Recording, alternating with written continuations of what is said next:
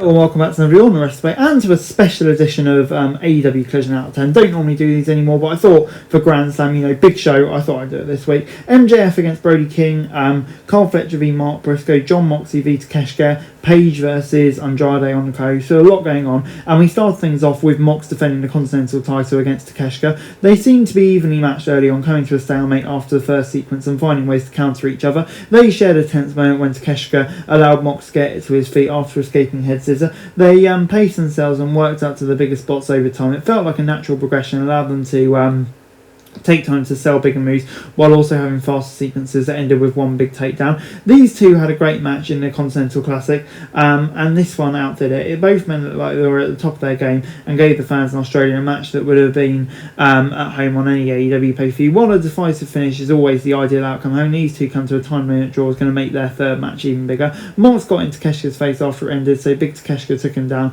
and left him lying in the ring, which made him look good. I'll give it an 8 out of 10. Moving on into Babes of Wrath versus Mega Bad for the women's tag titles. Cameron immediately ran at Bane when the bell rang. The Megasis planted her in the corner, but Harley and Willow managed to take control of double team. The match had a good pace and some fun action, but it felt like there were too many moments when everyone was in the ring and the ref was making no effort to get back to normal. The crowd was firmly on the side of Team Cameron, so everyone in the arena was happy when they retained the title thanks to Harley pinning Ford. The celebration was cut short by the debut of Lena Cross, who helped Bane and Ford to take down the champs. Cross and Bane shared a tense stare but posed to the end of the segment. It's good with the Inspiration debuting as well. Yeah, there's a lot going on in that division. 6 out of 10.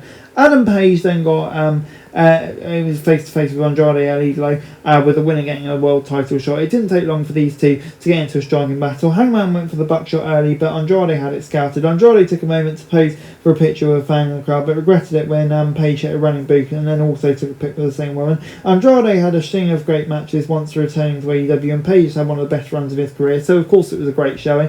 Kalash tried to interfere, but Hangman was able to overcome it and get the win. Probably for me the right result, but I thought, like I said, a really impressive showing from both men here. I'll give it a 7 out of 10.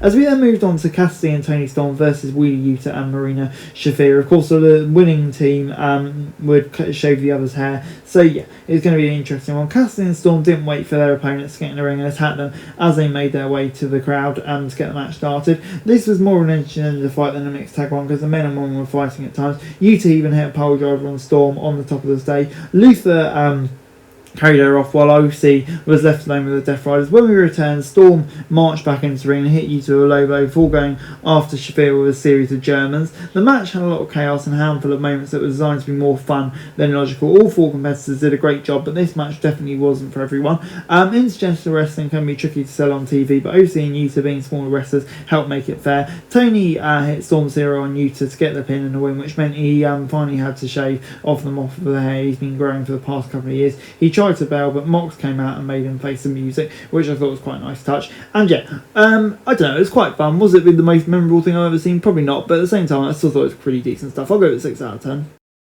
Next up was the TNT title ladder match between Fletcher and Briscoe. Obviously, Fletcher's just won it from Ciampa, who just won it from Briscoe. So yeah, bit of a muddy picture. The Chicken took control early on and brought the fight out of the ring, but Fletcher sent him flying from the top of the ladder onto the apron to turn things around. Ladder matches are always extra brutal, and this one was no exception. Both men made good use of stipulations and took big bumps. Briscoe was bleeding heavily from his head by the time he returned from the break. While this was an entertaining but was match, it kind of felt short of the traditional wrestling matches we've had. It was still a solid performance. It's not going to go down as one of their best matches. It was definitely the most chaotic though. Briscoe came close, but Fletcher was able to get the win and retain the title, which is, I think, the right result. And maybe they'll move on now. Who knows? 7 out of 10. Before we got MJF versus Brody King for the world title, he played his usual mind games, leaving the ring as soon as the match started.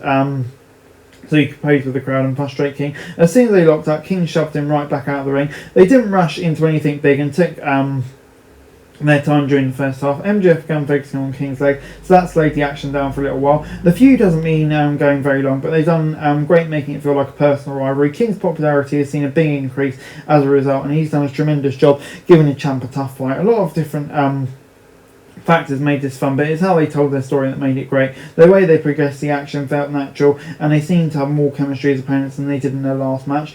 Even though the ladder match between Frisco and Fletcher had more exciting spots, this was the right choice to put in the main event. It helped close the show on a high note. Bandido showed up to give King some support from ringside, but it wasn't enough to get in the ring. After a hard-fought fight, MJF scored the win with a Heat Seeker. Overall, I'm going to give it an 8 out of 10. A fun match.